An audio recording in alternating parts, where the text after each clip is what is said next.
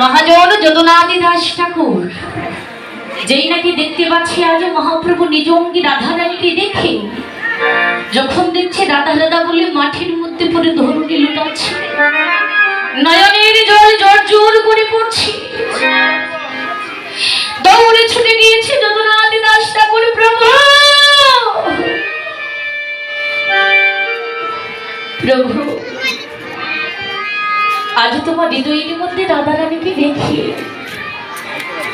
আজ তুমি রাধা রাধা বলে তুমি কেন কাঁদছো, কেন কাঁদছো প্রভু বলো। যদুনাথ দাস ঠাকুর বলল, হে দয়াময়, হে প্রভু, আজ আমি যেভাবে তোমার যুগল চরণ আমি দর্শন করছি, আজ আমি যেভাবে তোমার এত সুন্দর রূপ দর্শন করছি,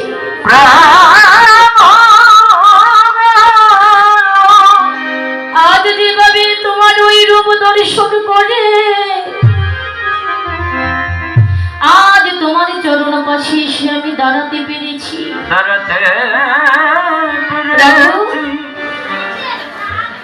যেন জন্মে জন্মে তোমার চরণ ছাড়াই আমি বঞ্চিত না হই।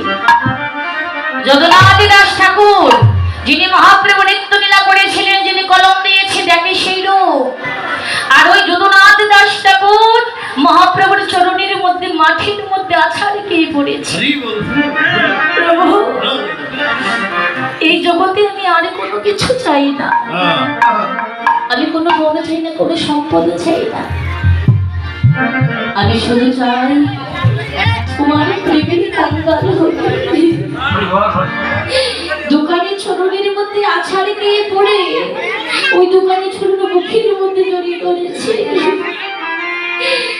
ওই দোকানের চরণ বুকের মধ্যে জড়িয়ে ধরে নয়নের জলে চরণ ধ্বংস করে দিচ্ছে।